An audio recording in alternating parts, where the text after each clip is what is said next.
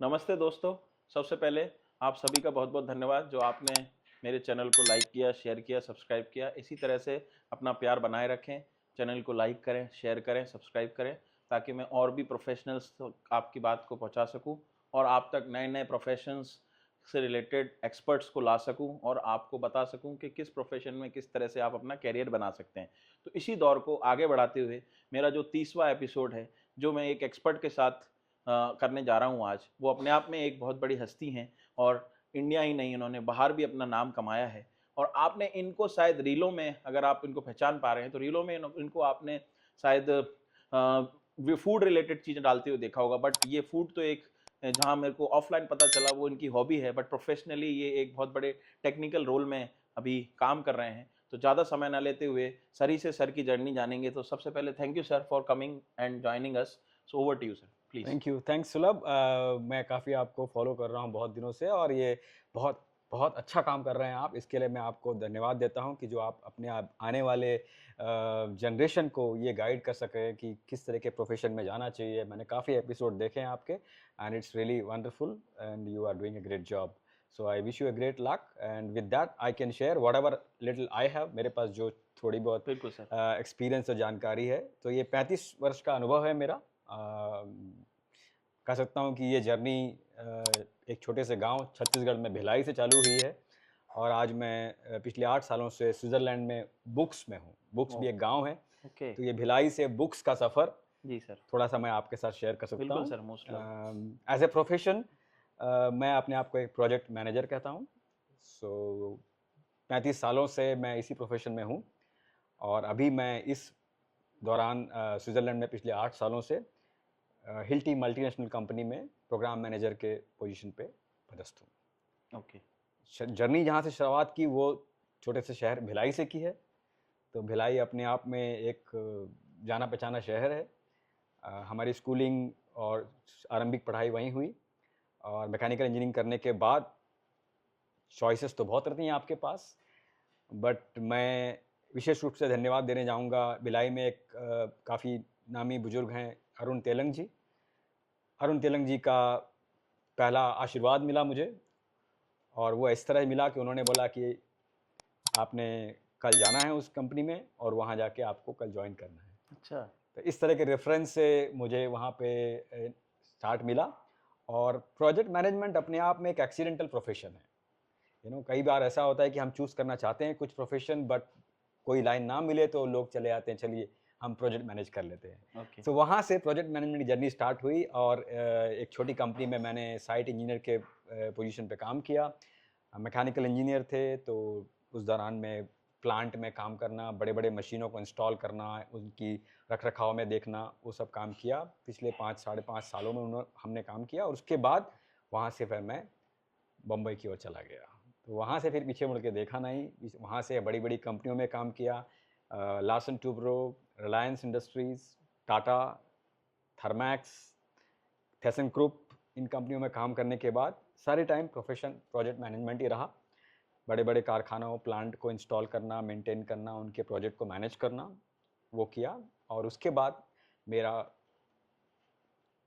Change of complete profession technical से IT में हो गया। ओके। तो उसकी जर्नी भी बड़ी अच्छी रही क्योंकि 1999 में डॉट कॉम बूम आया। तो डॉट कॉम बूम में हमारे पास भी सबके पास एक-एक आइडिया थे, तो मेरे पास भी एक आइडिया था, तो मैंने वहाँ से शुरुआत की एक transport industry co dot com करने की ओके। और मैंने अपना खुद का वेंचर चालू किया, अपनी नौकरी छोड़ के और डेढ़ 2 साल मैंने उस वेंचर को डेवलप किया, लेकिन काफ़ी परेशानियों और काफ़ी मुश्किलों को झेलते हुए एंटरप्रेन्योरशिप की तरफ अपना काम किया। बट वो एक काफ़ी अच्छी जर्नी थी और वहाँ से ही मुझे कंप्लीट आईटी में ट्रांसफ़ॉर्मेशन मिला और तब से मैं प्योर आईटी में हूँ और बड़े-बड़े आईटी प्रोजेक्ट मैंने डिलीवर किए हैं और आज पिछले 8 सालों से एग्ज़ीक्यूटिव डायरेक्टर प्रोग्राम हूँ आईटी में और हिल्टी कंपनी की फ्लीट मैनेजमेंट ट्रांसपोर्टेशन जर्नी को मैं लीड करता हूँ। ओके। तो सर इसमें जैसे हम देखते हैं कि ये एक बहुत बड़ा एक जर्नी है, एक पाथ है। तो इसमें अगर आप कुछ बच्चों को कुछ अपना जो स्ट्रगल का टाइम रहा हो वो बताना चाहें, ताकि क्या है आजकल के बच्चों को केवल बाहरी दुनिया दिखती है, बट उनको ये नहीं दिखता कि स्ट्रगल कितना था इनिशियल डेज में। क्योंकि जो आप प्रोजेक्ट मैनेजर या प्रोग्राम मैनेजर की बात कर रहे हैं, वो जनरली आज के डेट में तो 15 साल 10 साल एक्सपीरियंस के बाद या एटलीस्ट 6-7 ईयर के बाद ही वो रोल मिलता है। बट लक बाई चांस कहें, या आप जैसे कह रहे हैं कि वो सर का आशीर्वाद था कि उन्होंने ऐसा रोल आपको दिया, तो शुरुआत से ही आपको इनिशियल डेज से ही वो चीज़ मिल गई। तो उन दौर के बारे में अगर आप बताना चाहें आजकल के बच्चों को। ये एक आप अपॉर्चुनिटी कहिए इसे, या फिर एक एज आपने कहा कि एक luck by chance, but project management अपने आप में एक complete end to end journey है, जहाँ पे आप एक किसी प्रोजेक्ट के बारे में आप विजुलाइज करते हैं और उसके बाद आप उस चीज़ को रियलाइजेशन होते देखते हैं, तो वो जर्नी काफ़ी इंपॉर्टेंट है। तो अगर मुझे एक ही कहना है कि बच्चों को अगर किसी भी क्षेत्र में अगर आपको जाना है, तो आपको एक विजुलाइजेशन होना चाहिए कि अगर मैं ये बिल्डिंग बना रहा हूँ तो इस बिल्डिंग की रूपरेखा कैसी होगी, ये इस बिल्डिंग कैसे बनने वाली है। अगर इमीडिएटली आप कूद जाएंगे उस पर, तो आपको सीखने का टाइम बहुत मिलेगा, लेकिन आप उस चीज़ की सोच को कनेक्ट नहीं कर पाएंगे। तो वो सबसे इम्पॉर्टेंट है बच्चों की, आप एंड रिजल्ट के बारे में ज़रा सोचिए कि अगर मैं यहाँ से जाना चाहता हूँ और ये मुझे करना है, तो आपका एंड रिजल्ट कैसा दिख रहा है। उस रिजल्ट को देखते हुए अगर आप जर्नी करेंगे और स्ट्रगल भी करेंगे, तो आपके पास काफ़ी मोटिवेशन रहेगा और आप उस चीज़ को आसानी से प्राप्त कर सकते हैं, क्योंकि उस चीज़ से आपको एक एबिलिटी मिलती है कि आप सोच पा रहे हैं कि हम कहाँ पहुँच पा रहे हैं, और फिर आप उस स्ट्रगल को करते हैं। तो मेरे लिए तो काफ़ी स्ट्रगल रहा, बिकॉज छोटे से गांव से आए, शहर से आए, बट लेकिन वो जो एक्सपोजर मिला, उस एक्सपोजर्स में आपको लर्निंग अपॉर्चुनिटी मिली। तो आप हैंड्स ऑन काम करिए। मैं आपको एग्जांपल देता हूँ, कम से कम 6 महीने तक तो मेरे बॉस ने खाली मेरे से फाइलिंग करवाई थी। अब वो काम छोटा नहीं है, बट वो फाइलिंग क्यों हो रही है, कैसे हो रही है, उस फाइल में क्या डॉक्यूमेंट जा रहे हैं, अगर आप उसको पढ़ लें और आप उस दौरान ही आप उसको आप देख लें, तो आपको काफ़ी नॉलेज होती है। तो ये लर्निंग जो मिलती है आपको रास्ते में, वो आपको ग्रैस्प करनी है जी। और एक जो इम्पोर्टेंट बात बताई मैंने आपको, आपका विजन और आपका एंड गोल, आपके पहले इंटरव्यू में भी मैंने आपको देखा है आपसे बात करते हुए कि आपका एंड गोल आपको क्लियर होना चाहिए जी। आजकल यही प्रॉब्लम आ रही है कि लोगों के पास ये क्लैरिटी नहीं है कि मुझे करना क्या है, मुझे जाना कहाँ है जी। अगर आपके पास वो क्लियर है, तो रास्ता बहुत आसान होते जाता है। और स्ट्रगल तो आज किस जगह नहीं है जी, अच्छी अच्छी जगहों में स्ट्रगल है, तो स्ट्रगल तो आपको लेना ही पड़ेगा, स्ट्रगल के दौरान जाना ही पड़ेगा, बट उसको एज ए लर्निंग अपॉर्चुनिटी लेनी जी। तो सर, जैसे इसमें इस फील्ड में आजकल एक पीएमपी सर्टिफिकेशन बहुत चलता है, प्रोजेक्ट मैनेजमेंट सर्टिफिकेशन, तो उसका कितना रोल मानते हैं आप सर?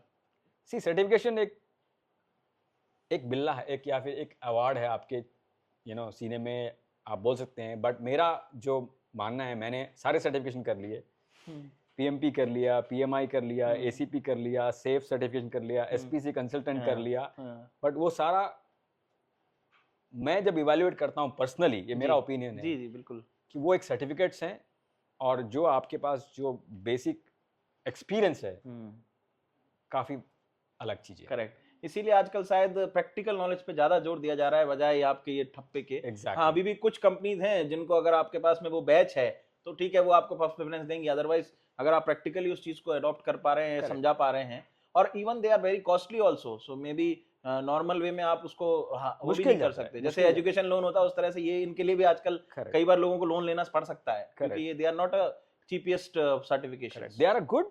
आप अगर आपने कुछ बेसिक काम किया हुआ है प्रोजेक्ट में, और उसके बाद आपको स्ट्रक्चर करना है अपने आप को, तो ये काफ़ी सहूलियत देते हैं आपको स्ट्रक्चर करने में। But overall certificates are certificates, experience matters most. Okay, तो जहाँ तक आपको मुझे मेरा एडवाइस देनी है किसी को, तो मैं कहूँगा कि आप प्रोजेक्ट लीजिए, प्रोजेक्ट को एग्जीक्यूट करिए, उस दौरान जो लर्निंग होगी आपकी, from planning to thinking to communication to collaboration to closing, सारी चीज़ें। और एक सिंपल एग्जांपल बताता हूँ, हमारे इंडिया में शादियों से बड़ा कोई प्रोजेक्ट नहीं है। बिल्कुल 100% कोई प्रोजेक्ट नहीं है। अगर आप सिंगल हैंडेडली किसी एक शादी को मैनेज कर सकते हैं जी, तो मेरा ये मानना है व्यक्तिगत रूप से, अगर इंडिया में आप मैनेज कर सकते हैं 400-500 लोगों की शादी जी, तो आप किसी भी प्रोजेक्ट को हैंडल कर सकते हैं। करेक्ट, अगर आप प्लान करते हैं कि हमने किसी को शादी, निमंत्रण पत्र छपने से लेकर बारात को टाटा बोलने तक जी, जो आप पूरा एक कार्यक्रम है, उसको अगर आप मैनेज कर सकते हैं, आप किसी भी प्रोजेक्ट को मैनेज कर सकते हैं। करेक्ट। ये मेरा व्यक्तिगत मानना बिल्कुल, है, और बिल्कुल मैंने 2-3 शादियां की हैं जिससे मुझे एक्सपीरियंस होता है। जी, आज मुझे और करनी भी है, जी, मेरे घर में परिवार में है, तो मुझे लगता है कि वो बहुत बड़ी चीज़ होती है। जी। बहुत छोटी-छोटी बातें सीखते हैं आप उसमें, करेक्ट, करेक्ट, और क्योंकि हर चीज़ें प्लान नहीं की जा सकती, कुछ बिल्कुल। इवेंचुअलिटी आती हैं, कुछ चेंजेस आते हैं, करेक्ट, आपको अडॉप्ट करने पड़ते करेक्ट, हैं, करेक्ट। सडन सडन चेंजेस आते हैं, जी, तो एक बहुत बड़ी लर्निंग अपॉर्चुनिटी है। तो आप किसी भी प्रोजेक्ट को करिए, आप उस प्रोजेक्ट को एक्सपीरियंस करिए, उसको एज ए प्रोजेक्ट समझिए, और उसके बाद आप अडॉप्ट करेंगे, तो इट्स तो हम बिग जैसे जर्नी। प्रोजेक्ट मैनेजमेंट की बात ही कर रहे हैं, तो so can we take through a life cycle of a project management कि क्या एक्चुअली होता है? Yeah, life, I think it's the biggest learning in the life। मैंने जैसा बताया आपको विजुअलाइजेशन, कि आपको कहाँ पहुँचना है। अगर ओके, आपको किसी मीटिंग में 12 बजे पहुँचना है, अगर आप 9 बजे घर पे हैं, तो आपके दिमाग में एक क्लियर होना चाहिए कि मैं 9 बजे अगर रेडी होऊँगा, तो 10 बजे अगर मैंने ब्रेकफ़ास्ट किया, तो साढ़े 10 बजे मैं निकलूँगा, फिर मैं वहाँ पहुँचूँगा। अगर मैं वहाँ इस जगह नहीं पहुँच पाया या रास्ते में कोई तकलीफ़ हो गई, तो फिर मैं क्या लूँगा? अगर ये रूट मेरा ट्रैफ़िक रहेगा, तो मैं कौन-सा रूट अडॉप्ट करूँगा? रास्ते में मुझे अगर कुछ प्रॉब्लम आई, तो उसको चेंज कैसे करूँगा? हुँ, या फिर मैं, हो सकता है मेरे मीटिंग को मैं 12 से साढ़े 12 करूँगा, उसको मैं कब इन्फॉर्म करूँगा, इस जी, चेंज को? जी। ये सारी चीज़ें, it's more like project management. So basically end goal आपका पहले से माइंड में सेट होना चाहिए। बहुत क्लियर हो। अब जैसे आपने वीडियो की बात की मेरे से, जी, जब भी मैं इंस्टाग्राम की वीडियो बनाता हूँ, तो मेरे दिमाग में एक क्लियर विजुअलाइज़ेशन होता है जी सर, कि एंड प्रोडक्ट कैसा दिखेगा।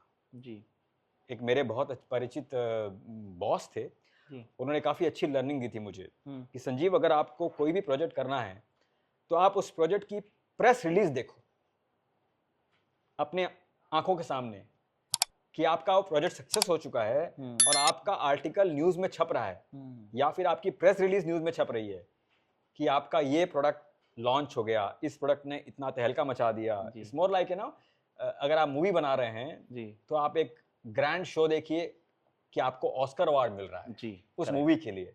अगर आप वो विज़न लेके चलेंगे, और अब वो प्रेस रिलीज़ आपके सामने है, तो आप ईज़िली पीछे आप प्लान कर सकते हैं कि मुझे करेक्ट, क्या-क्या करना है। करेक्ट, और वही मैं बार-बार बोलता हूँ, visualisation is the key correct, of the end goal. Correct. और जैसा आपने बताया सर, मैं भी बार-बार यही बोलता हूँ कि अपने को पॉजिटिव लेके चलना है किसी भी चीज़ को। बट आजकल के बच्चे क्या होते हैं और आज जो जेन ज़ी युग चल रहा है, वो या तो बहुत जल्दी हाइपर हो जाते हैं, मतलब या तो बहुत जल्दी येस और नो के उस पे चले जाते हैं, या फिर वो बिल्कुल ही एकदम से डिप्रेशन में चले जाते हैं। तो ऐसे बच्चों को आप क्या कहना चाहेंगे? क्योंकि फेलियर भी देखना ज़रूरी है आज की डेट में। जब तक आप फेलियर नहीं देखते, जब तक आपको सक्सेस का मज़ा नहीं आता।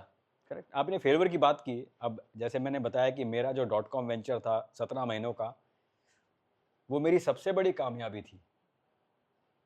सो मैं बता सकता हूँ कि मेरी फेल्योर ही आज मेरी 35 साल में सबसे बड़ी कामयाबी है।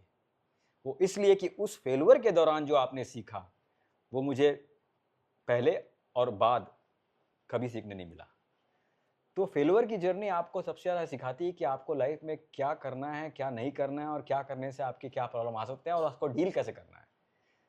और डील करने का जो जज़्बा चाहिए, वो आपको आना चाहिए। आज आपने बताया, मैं फुल्ली एग्री करता हूँ कि बच्चों के पास में एक पेशेंस थोड़ा-सा कम हो गया है, जी, और वो पेशेंस लाने के लिए आपको परिस्थितियों के सामने सामना करना है। और ये चीज़ें आज की डेट में आप बहुत सुखी हैं। आप गूगल एज में ज़िंदा हैं, आप चैट जीपीटी एज में ज़िंदा हैं। हुँ। हमारे ज़माने में गूगल नहीं था, कंप्यूटर भी नहीं था। हमने तब पढ़ाई की है और तब जी, नौकरी बिल्कुल, की है। बिल्कुल, बिल्कुल। तो मैं समझता हूँ कि आप बहुत अच्छे युग में जी रहे हैं, तो डिप्रेशन का तो सवाल ही नहीं उठता। अगर एक प्रोफ़ेशन में आपको सक्सेस नहीं मिलता है, तो दूसरा करिए, दूसरा नहीं मिलता है, तीसरा करिए, चौथा करिए, आपको रास्ता निकल के आएगा। और इतना अच्छा सपोर्ट सिस्टम आपके पास है, जी, आपके माँ-बाप हैं, आपके दोस्त हैं, आपके गुरुजन हैं, आपका सिस्टम है, आपका नेटवर्क है, सोशल सर्किल है आज की डेट में, हज़ार रास्ते हैं। तो डिप्रेशन का तो आपके दिमाग में डी भी नहीं आना चाहिए। करेक्ट। आप यही सोचिए कि हाँ, ये मैंने ट्राई किया, ये सक्सेस नहीं हुआ। जैसा मैंने बताया, मैंने एक बिज़नेस ट्राई किया, नहीं हुआ, ओके, दूसरी लाइन पकड़िए। मैकेनिकल इंजीनियर आज आईटी में काम कर रहे हैं। 24 साल से मेरा खाली आईटी में नाता है, जी, तो कोई रिलेशनशिप नहीं है। तो आप करेक्ट। सोचिए कि आप मौके ढूँढिए, रास्ता अपने आप और निकलेगा। ग्रेट। तो सर इसी बात से एक बात और निकल के आती है कि आजकल के बच्चे कई बार क्या है कि उनको मल्टी स्किल की वो रहती है थॉट प्रोसेस। तो वो कैसे पहचाने, क्योंकि जैसे आपने प्रोजेक्ट मैनेजमेंट की बात की क्योंकि प्रोजेक्ट मैनेजमेंट में अगर जाना है तो इसका वास्ट कैरियर है। Yes. और आपकी मैं फिर फॉरेन जर्नी के बारे में भी पूछूंगा कि इंडिया से फॉरेन कैसे गए आप, और अभी आप वहाँ पे सेटल्ड हैं तो वो कैसा चल रहा है आपका। तो उससे पहले मैं ये जानना चाहूंगा सर कि जो बच्चे हैं, जैसे आपने कहा कि एक चीज तो समझ में आई, विजन क्लियर हो, बट जो नए बच्चे हैं उनको कैसे पता लगेगा कि मेरा ये, अगर मेरे माइंड में इस तरह के थॉट्स आ रहे हैं या मेरी विजिबिलिटी इस तरह की है तो मैं प्रोजेक्ट मैनेजर को एज अ कैरियर चूज कर सकता हूँ, या क्योंकि एंड गोल अपना पैसा कमाने का है। करेक्ट। नहीं, प्रोजेक्ट मैनेजर तो एक हॉरिजॉन्टल कैरियर है जी। It's a horizontal career. आप किसी भी क्षेत्र में आप प्रोजेक्ट मैनेजमेंट कर सकते हैं। हो सकता है आप हेल्थ इंडस्ट्री में प्रोजेक्ट मैनेज कर सकते हैं, हो जैसे मैं कंस्ट्रक्शन इंडस्ट्री में प्रोजेक्ट मैनेजमेंट किया मैंने, आप एजुकेशन में प्रोजेक्ट मैनेजमेंट कर सकते हैं। Ultimately it's getting things done. मेरे ट्रेनिंग प्रोग्राम में एक ही लाइन बोलता हूँ, गेटिंग थिंग्स डन। जो किसी चीज़ को आपने प्लान किया उसको एग्जीक्यूट करके डिलीवरी करनी है, वो गेटिंग थिंग्स डन है। अब आप किसी भी क्षेत्र में कर सकते हैं। जहाँ तक आपने बताया आपको रुचि कहाँ मालूम पड़ेगी, आपकी कहाँ आपका इंटरेस्ट है, आप मल्टीपल चीज़ें कर रहे हैं, तो मेरा एक ही मानना है कि जहाँ आप घड़ी ना देखना बंद कर दें, वो आपका इंटरेस्ट है। करेक्ट, जहाँ पे दिन रात का समझ नहीं आ रहा है। आज मुझे अगर आप बोलेंगे रात के 11 बजे उठा के कि संजीव मुझे भूख लगी है कुछ बना के दो, तो मैं आपको खिचड़ी नहीं खिलाऊंगा। करेक्ट। मुझे लगेगा कि मैं आपको कुछ अच्छा बना के क्रिएटिव करके खिलाऊं बनाओ। और कुछ अच्छा बना के खिलाऊं, तो वो उस टीम में मैं टाइम, घड़ी, वक्त नहीं देखूंगा। Nice. जैसे आपको लगता है जब आपको लगे कि मुझे ये चीज़ अच्छी लग रही है और इसमें मुझे घड़ी देखने की आवश्यकता नहीं पड़ रही है, बेसिकली वो 10 to 7 वाला फंडा नहीं है दिमाग में कि भाई एक आप- टाइम फिक्स पे काम करना है, Correct. उसके अलावा ठीक है मैं Correct. अपने रास्ते, वो अपने रास्ते। करेक्ट। आपको अपना एक, और आज की दुनिया में वही है, आप जी। देख रहे हैं सक्सेस कहाँ मिल रही है, जहाँ आपका प्रोफेशन और पैशन मैच कर रहा है। करेक्ट। करेक्ट। ना, अगर आप जबरदस्ती से आपसे मैं कुछ काम कराऊंगा और वो आप कर रहे हैं, तो आप you are doing only for the sake of doing, correct. You are not enjoying that. Correct. Agreed. So enjoyment तभी आएगा जब आप घड़ी देखेंगे नहीं, करेक्ट। या उल्टा, आप तभी एंजॉय कर रहे हैं जब आप घड़ी नहीं देख रहे हैं। करेक्ट। करेक्ट। तो सर आई थिंक ये तो हुआ बच्चों को अपन ने एक आइडिया दिया। अब हम जानते हैं सर कि आप इंडिया से फॉरेन कैसे गए और इसमें क्या क्या स्टेप्स आपको लेने पड़े, और आजकल चूंकि आप इतने साल से हैं तो आप, हो सकता है आपकी कंपनी में बाहर से बच्चों को बुलाते भी होंगे, तो आजकल के बच्चे जैसे जो फॉरेन जाना चाहते हैं, स्पेशली अपन स्विट्जरलैंड की बात करेंगे क्योंकि आप स्विट्जरलैंड से हैं, तो अगर आपके पास में वीज़ा की इन्फॉर्मेशन हो कि कौन से वीज़ा लग सकते हैं बच्चों के, या कैसे बच्चे वहाँ पहुँच सकते हैं, तो उस बारे में थोड़ा सा, और आपकी जर्नी कैसी रही सर, आप कैसे पहुँचे वहाँ?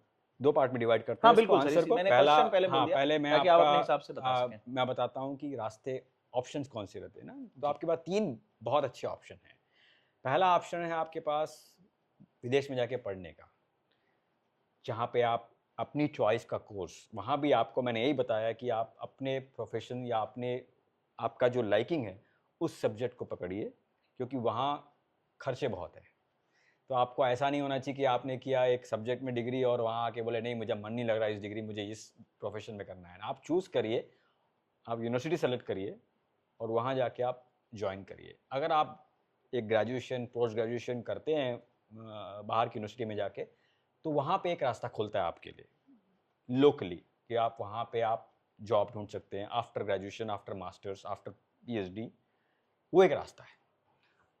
रूट नंबर 2 होता है कि आप एक अच्छी मल्टीनेशनल कंपनी पकड़िए जहाँ पे आप इंडिया में हैं, उस कंपनी के काफ़ी अब्रॉड ऑफिसेस हैं, उनके सेटअप ऑफिसेस बाहर पे हैं इंडिया के, उनके थ्रू आप ट्रांसफ़र ले सकते हैं, आप अपनी प्रोफाइल मैच कर सकते हैं। काफ़ी कंपनियाँ ऐसी होती हैं जो आपको ऑन साइट भेजती हैं, जॉब पे जाना पड़ता है आपको दूसरी कंट्री में, रास्ता वो रहता है। एक तीसरा रास्ता है जो सबसे कठिन रास्ता है, जो डायरेक्ट एम्प्लॉयमेंट का रास्ता है।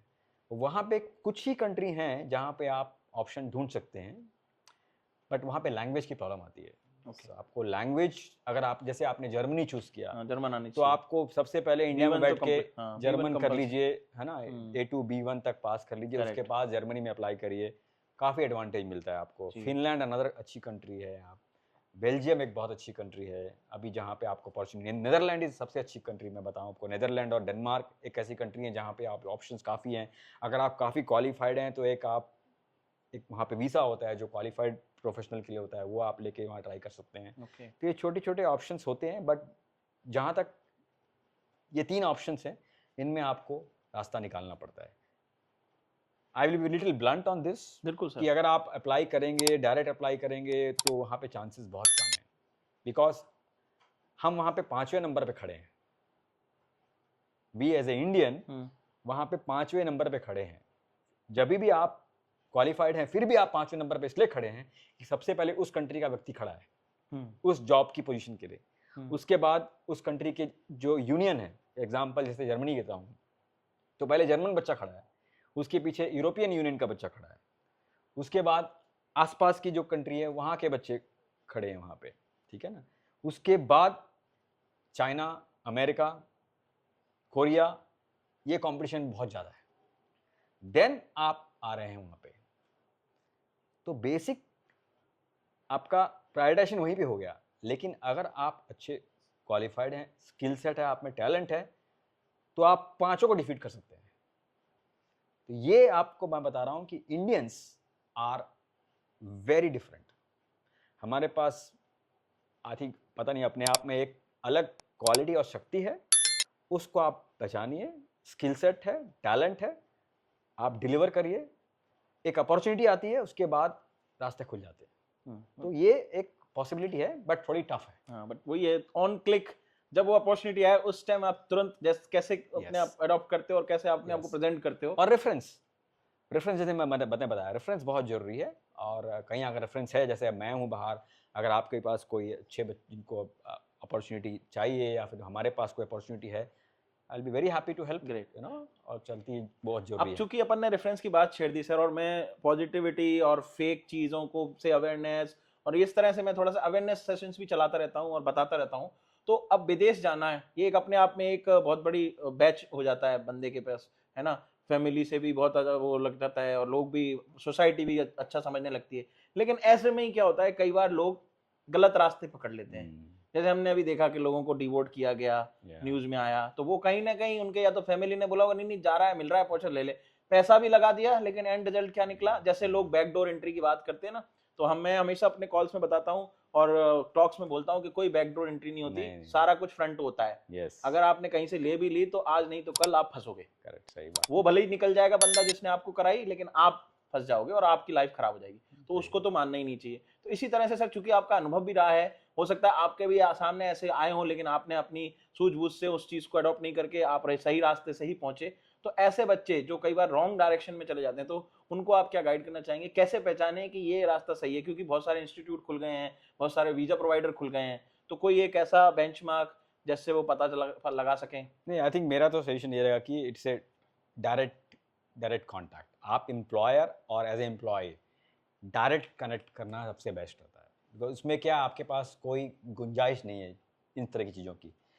और ये जो आप बता रहे हैं, जो सिस्टम से कोई आपका करा देगा या कोई आपकी एजेंसी है, ये 5% 10% सक्सेस हो सकती हैं, बाकी नहीं।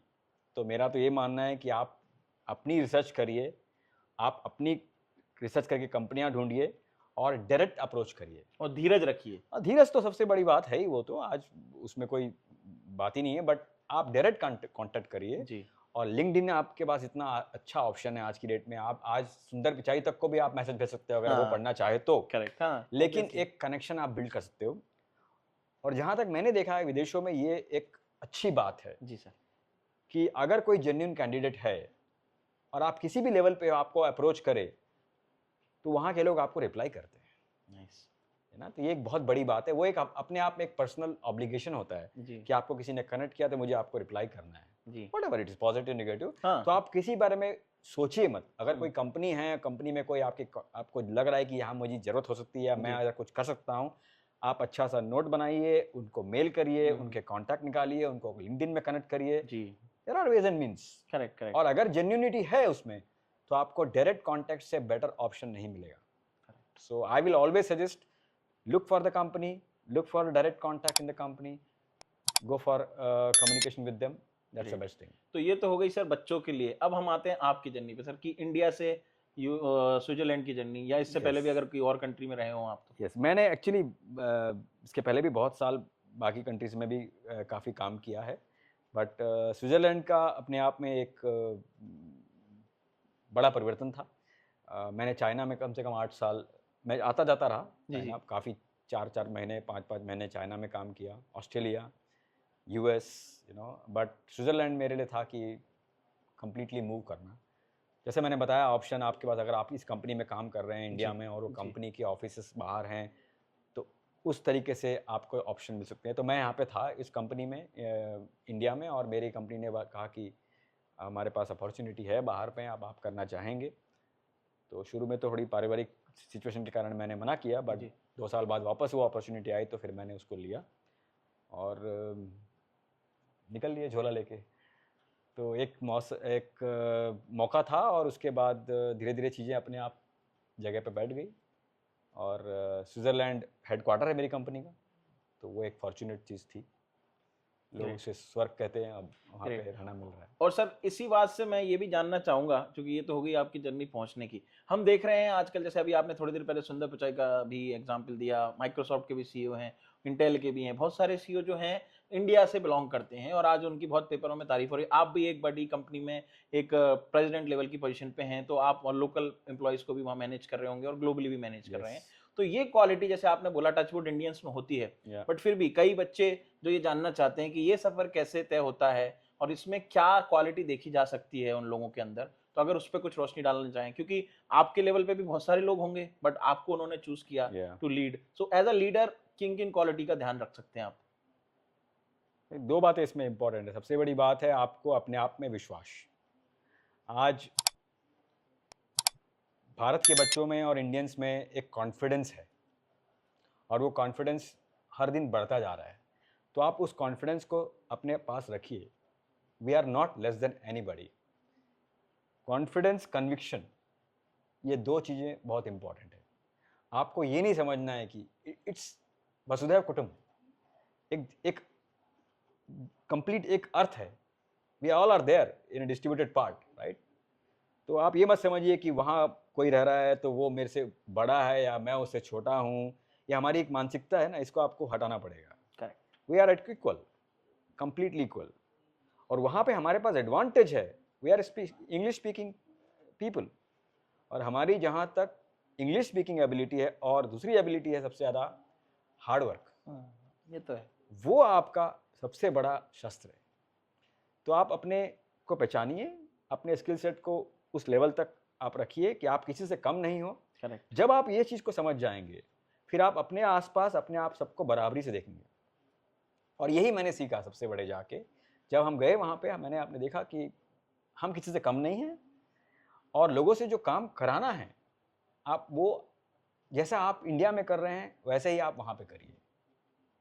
तो वो एक चीज़ अडॉप्ट हुई, और लोग अपने आप आपके पास आएंगे अगर आप में कुछ टैलेंट है, और अगर आप में कुछ स्पेशल कैपेबिलिटी है, जी। तो वो आप अपने मेंटेन करिए और उसको प्रेजेंट करिए। अपने आप रास्ता निकलता है। और स्ट्रगल तो होते हैं शुरू में। शुरू में कम से कम 1.5-2 साल मुझे भी काफ़ी तकलीफ हुई। There all people speaking German around me, then आप आइसोलेट हो जाते हो, आपके पास सैटरडे संडे कोई दोस्त नहीं है, तो इट्स ए बिग स्ट्रगल। दुनिया अलग है वहाँ पे, है ना? तो बस उस चीज़ को, लेकिन आप ये समझिए कि आपके पास जो कैपेबिलिटी है और स्किल सेट है, आप उसको डिलीवर करेंगे, और रास्ते अपने आप निकल जाते हैं वहाँ पे। और कई लोग सर सोचते हैं कि ठीक है वहाँ पैसा कमाओ फिर वापस इंडिया में आ जाओ, तो वो मेंटालिटी कैसी है सर? दोनों चीज़ अच्छी है। मैं किसी को ऑप्शन खराब नहीं करता। ये अपने आप में एक चॉइस है, आपको क्या ज़िंदगी में चाहिए। हर जगह कुछ ना कुछ पाना, कुछ ना कुछ खोना होता है। Everything is not like a bed of rose, right? You have to adopt according to that. So अगर आप वहाँ पे हैं, तो आप एक घर में आपको बर्तन भी मांजने हैं, आपको खाना भी बनाना है, ओके। आपको कपड़े भी धोने हैं, आपको घर की सफाई भी करनी है सैटरडे संडे, प्लस आपको जॉब भी करनी है। आपके दोस्त भी नहीं हैं, आपको शाम को मॉल में ही नहीं जा सकते आप। जहाँ मैं रहता हूँ वहाँ मॉल नहीं है। Okay, understood. तो ये आपके पास चॉइस है। But on the same side I have a fantastic work life balance. मैं फ्राइडे 4 बजे के बाद मुझे कोई परेशान नहीं करता, मंडे 8 बजे तक मेरी दुनिया है वो। करेक्ट। तब मैं जी सकता हूँ, मैं जा सकता हूँ पहाड़ों पे, मैं जी। जो चाहूँ कर सकता हूँ, है ना? जी। तो वो एक बहुत इंपॉर्टेंट पार्ट है। आप बैलेंस करते हैं चीज़ को। जी। अब वहाँ यहाँ आने के बाद आप उस चीज़ को मिस करेंगे। आपको कोई 11 बजे भी रात को फ़ोन कर सकता है, करेक्ट। आपको 8 बजे उठा देगा, आज आप ट्रिप में मत जाओ, आप मेरे साथ ऑफिस में ये काम है, इस पे आ जाओ। ये जी। चीज़ें work life balance. So work life balance एक बहुत बड़ा चीज़ होती है। ओके। तो वहाँ पे ये फ़र्क है। और अगर आप इस चीज़ को प्रेफर करते हैं, तो आप ठीक है पैसा कमाइए, यहाँ आइए। हाँ, सपोर्ट सिस्टम जो इंडिया में है, वो आपको वहाँ नहीं मिलेगा। तो ये बात आपको याद रखनी पड़ेगी कि किस समय किस टाइम में आपको लगता है कि नहीं मुझे सपोर्ट सिस्टम की ज़रूरत है, तो आपको यहाँ आना है तो आ सकते हैं, कोई रोकने वाली बात नहीं। क्योंकि वहां से आने में भी शायद आई थिंक बहुत सारे हर्डल होते होंगे, डायरेक्ट ऐसे कोई फ्लाइट बुक करके नहीं आ सकता होगा, आपको बहुत सारे प्रोसेस तो है। आप अगर आपके पास प्रॉपर वीज़ा है और आप किस कंट्री का आप पासपोर्ट रखते हैं उस पर डिपेंड करता है। अच्छा, बट बाकी कॉन्ट्रैक्ट होते हैं, लॉन्ग टर्म होता है, शॉर्ट टर्म होते हैं, जा सकते हैं आप। वीज़ा भी तरह तरह के होते हैं, जैसे अगर आप जाएंगे तो आपके पास आपको टेम्परेरी वीज़ा मिलेगा, 5 साल तक आपको कंटिन्यूसली रहना है उस कंट्री में। अच्छा, तब आप अप्लाई कर सकते हैं परमानेंट वीज़ा के लिए। ओके, उस परमानेंट वीज़ा के लिए भी आपको लैंग्वेज आनी चाहिए वहाँ की। अच्छा, हमारे साथ हुआ, हमको फिर जर्मन सीखनी पड़ी। तो जर्मन सीखने के स्विट्जरलैंड में बाद कौन सी लैंग्वेज चलती है? जर्मन जर्मन चलती है। तो आपको जर्मन B1 क्वालिफाई करना पड़ता है। ओके, उसके बाद ही आपको 5 साल जॉब का के लिए शायद B2 भी कंपलसरी, राइट? नो जॉब तो आपको बिना जर्मन के मिल सकता है, English Okay. Speaking country, English speaking job है तो। अच्छा, बाकी अगर लोकल जॉब चाहिए वहाँ पे तो आपको B1 जरूरी है। क्योंकि यहाँ पे मैं क्योंकि जॉब मार्केट से जुड़ा हूँ, तो जब मैं कभी ट्रांसलेटर या ऐसे हमको, क्योंकि हम जैसे मर्सिडीज के लिए काम करते थे, तो उसमें वो जर्मन उनका कस्टमर है, तो वो लोग बोलते थे कि अगर किसी को B1 आती है तो हम उसको हायर कर सकते हैं। तो B1 तो आपको मेनली वो ट्रांसलेटर का काम कर सकती है, राइट? ट्रांसलेटर के लिए तो चाहिए। बाकी एग्जीक्यूटिव में और मैनेजमेंट में Written. आजकल जरूरत नहीं है। अच्छा, तो वहाँ पे इंग्लिश चलती है। इंग्लिश चलती है। सारी मल्टीनेशनल कंपनियां आज की डेट में इंग्लिश में बात करती हैं, इंग्लिश में बिजनेस करती हैं, सो इजी है आपके लिए।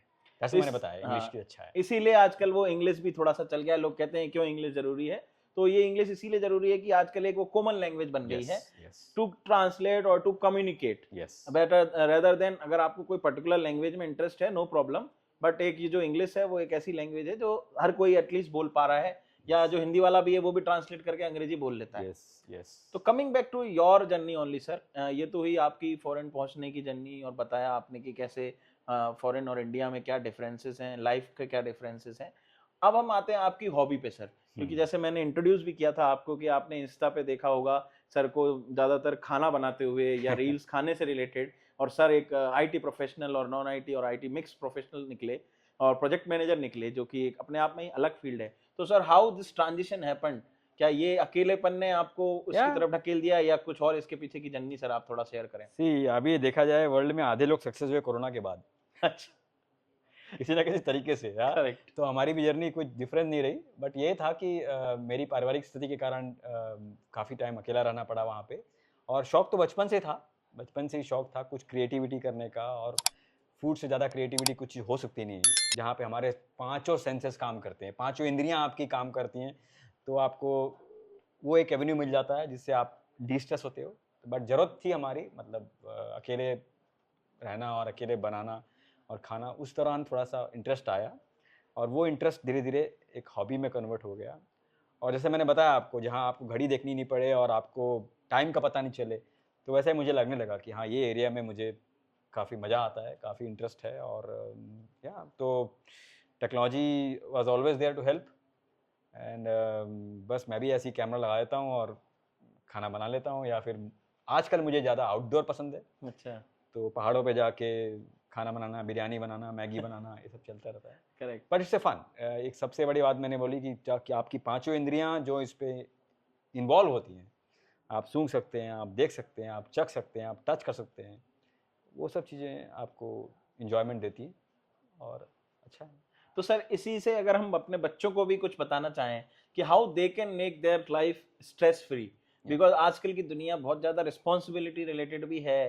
कहने की बातें होती हैं कि कोई रिस्पॉन्सिबिलिटी नहीं, बट हर किसी में किसी ना किसी तरह से कुछ ना कुछ रिस्पॉन्सिबिलिटी है, जिसको लेकर के वो चल रहा है, जिसके अंदर ही अंदर वो कई बार घुट भी रहा है और कई बार वो अपने आप को एक्सप्रेस नहीं कर पाता है। तो आप अपने एक्सपीरियंस से, क्योंकि आपने बार बार इस बात को दोहराया कि थोड़े फैमिली के सर्कमस्टेंसेस के कारण, तो मैं अपन उस पर पर्सनल में नहीं जाएंगे क्योंकि नहीं तो लंबा खिंच जाएगा। तो एक टाइमिंग भी हमें देखनी पड़ती है ताकि लोग बोर भी ना हो और लोगों तक हमारा मैसेज पहुंच सके। तो ऑफलाइन जरूर मैं जानना चाहूंगा अगर आप शेयर करना चाहेंगे सर।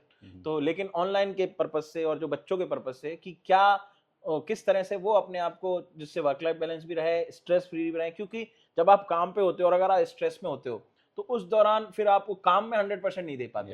तो आजकल के बच्चे कई बार इसलिए भी बैकफुट पे जा रहे हैं क्योंकि वो कहीं ना कहीं उनके माइंड में कुछ और चल रहा रहता है।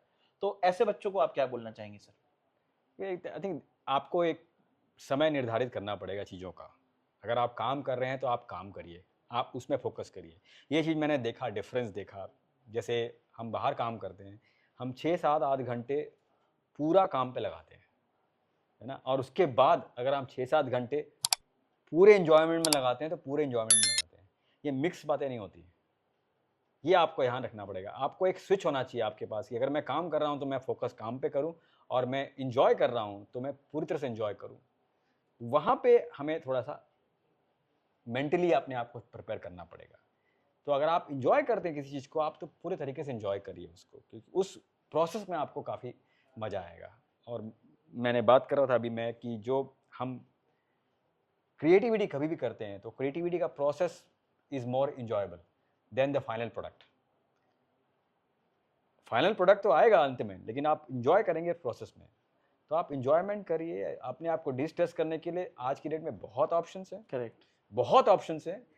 एक रील चलाने से ज़्यादा ऑप्शन आपके पास ये है कि आप कुछ क्रिएट करें। मेरा हमेशा ये रहता है कि आप कंज्यूम ना हो।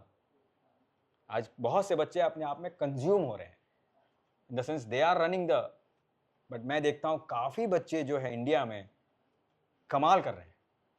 छोटे-छोटे बच्चे कमाल कर रहे हैं in terms of producing content. Correct. हाँ। तो आपकी कोई भी हॉबी है, कुछ बच्चे देखे मैंने जो छोटी-छोटी कविताएं बना रहे हैं, 4 लाइन की, 2 लाइन की, और डाल रहे हैं, उनका ही वही कंटेंट है। कुछ बच्चे अपने घर को साफ कर रहे हैं, उन्हीं की वीडियो बना के डाल रहे हैं, उनका वही कंटेंट है। सुबह से शाम आप वही दिखा रहे हैं, बट इट्स क्वाइट यूनिक। तो आप एक यूनिक एरिया पिकअप करिए। उस एरिया में अगर आपका मन लगता है, तो आप इन्वेस्ट करिए, और आपको उससे अच्छा डिस्ट्रेस करने का अपॉर्चुनिटी नहीं मिलेगी। ग्रेट। तो देयर आर मेनी अपॉर्चुनिटीज़, आप किसी भी एरिया में जा सकते हैं, आप करिए। बट मैंने जैसा बताया, आप मिक्स मत करिए। Work is work, life is life. Correct. और एक छोटी सी बात बोलूँगा, बिल्कुल सर। कंपनी आपकी कंपनी है, आपकी फैमिली नहीं है। कुछ लोगों को बुरा लगता है ये बात, बट फैमिली फैमिली होती है, कंपनी कंपनी होती है। आप कंपनी और फैमिली को मिक्स मत करिए। कलाम सर ने भी कहा है।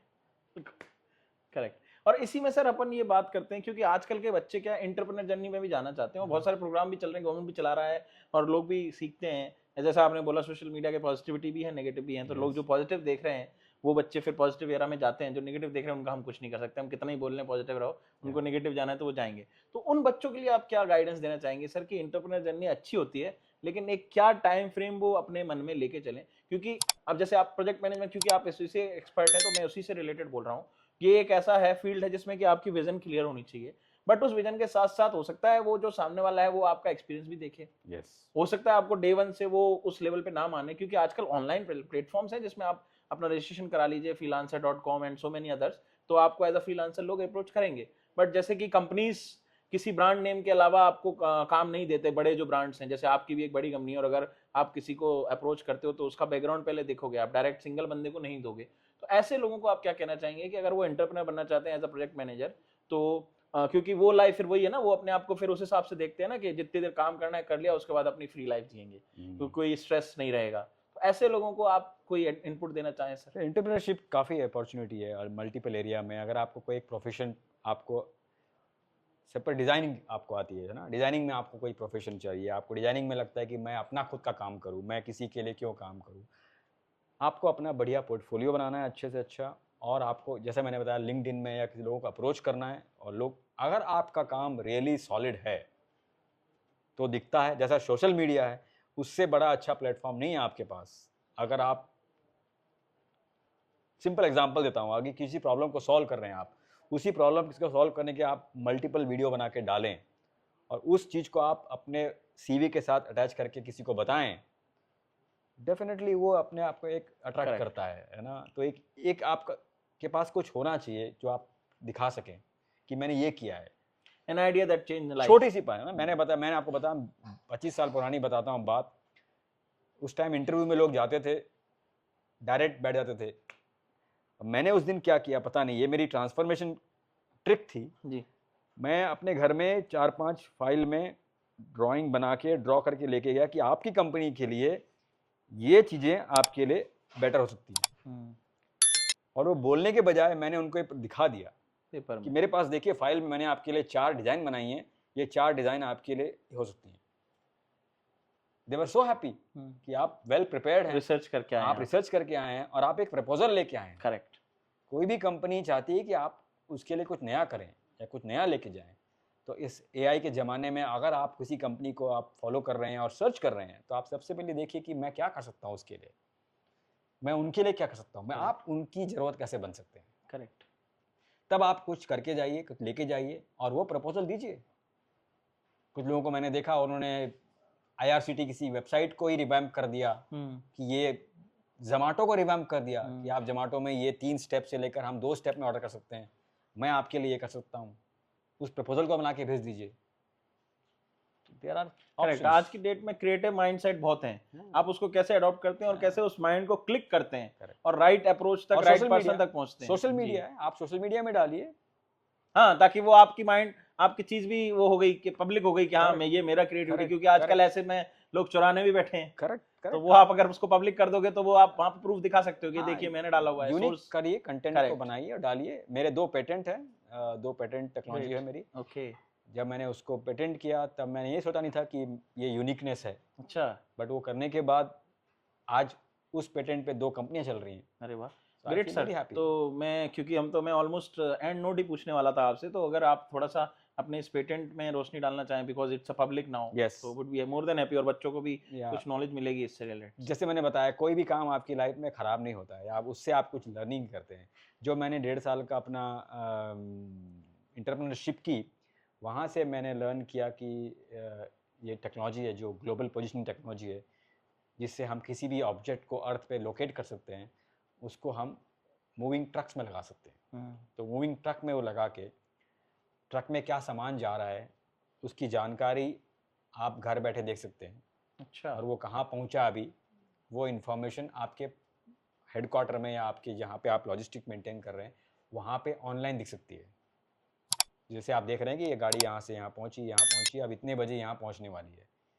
जहाँ पहुँची है उससे कितने बजे उसको जाना है, कहाँ, वहाँ कहाँ पहुँचेगी और कब तक पहुँचेगी, वो जो कैलकुलेशन है उसका मेरा पेटेंट है। अच्छा। तो उस पर मैंने काफ़ी काम किया, रिसर्च किया। और दूसरा पेटेंट है मेरा जो प्लांट में आप देखते हैं, आपके प्लांट के अंदर जो गाड़ियाँ चलती रहती हैं जी, उनका मूवमेंट आपको मालूम पड़ता है कि किस जगह कौन सी गाड़ी है, जिससे आप सेफ्टी, प्रोडक्टिविटी, एफिशिएंसी मैनेज कर सकते हैं। सो ये 2 यूएस पेटेंट कराए मैंने। नाइस। और इन्हीं पे 2 कंपनियां, प्रोडक्ट है उनके, वो चल रहे हैं। Very nice. बहुत अच्छा लगा सर ये जान के। तो I think most of the things we have covered already.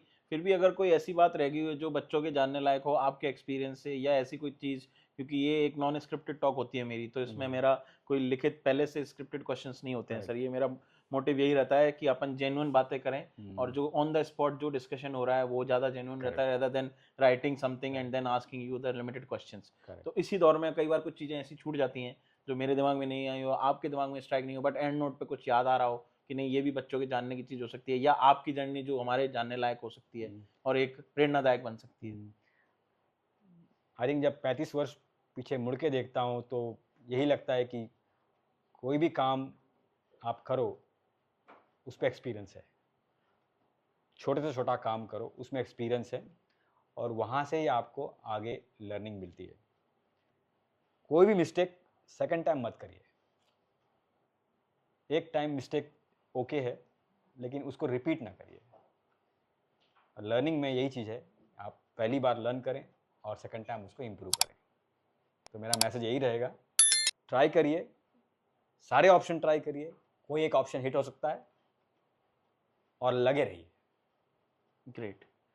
तो thank you sir for giving your precious time in a short notice. While हमें पता चला कि आप स्विट्जरलैंड से इंडिया आए हुए हैं, टचवुड हम जयपुर में मिल पाए आपसे, और आपने मुझे समय दिया, उसके लिए बहुत बहुत धन्यवाद सर आपका। और इसी तरह से आप अपना गाइडेंस हमारे पे बनाए रखिएगा, और अगर लगा और कुछ और क्यूरी आई तो मैं कोशिश करूँगा आपसे या तो इंडिया में ही वापस जुड़ने का, या फिर जब आप अगर आप ऑन साइट रहे तो थ्रू जूम कॉल या जो टेक्नोलॉजी का यूज़ करके फिर हम कनेक्ट करेंगे। और इसी बात पे मैं भी यही एंड नोट पे बोलूँगा कि कोशिश करते रहिए, कोशिश करने वालों की हार नहीं होती, डूब के नैया पार नहीं होती। और जैसे कि सर ने बोला वही मैं भी बोलता हूँ, पॉजिटिव माइंडसेट रखिए, गोल एंड गोल अपना फिक्स रखिए। तो जो भी आप कर रहे होंगे, चाहे वो प्रोजेक्ट मैनेजमेंट हो या कोई भी रोल हो वो आप ज़रूर पालेंगे। और कहीं पे भी अगर आपको हर्डल आता है तो आप एक मेंटर डिसाइड कीजिए, उस मेंटर से अपना डिस्कस कीजिए, अपने आप को अकेला मत महसूस करिए, दुनिया बहुत बड़ी है और दुनिया में अगर कोई नेगेटिविटी फैला रहा है तो उससे दूरी बनाने की कोशिश कीजिए, क्योंकि वो आपको समझ में आ जाएगा कि कौन सही है कौन गलत है। इतना हम आज की डेट में हमारे भगवान ने हमें माइंड दिया है कि हमें पता चलता है कि कौन सही कौन गलत, तो उस सही के साथ अपना जुड़ाव रखें, गलत के साथ थोड़ी सी दूरी बनाएं, चाहे वो कोई भी हो। इसी नोट पे मेरे चैनल को शेयर करें, सब्सक्राइब करें। थैंक यू, धन्यवाद। Thank you sir once again for joining us. Thank thanks. You very much.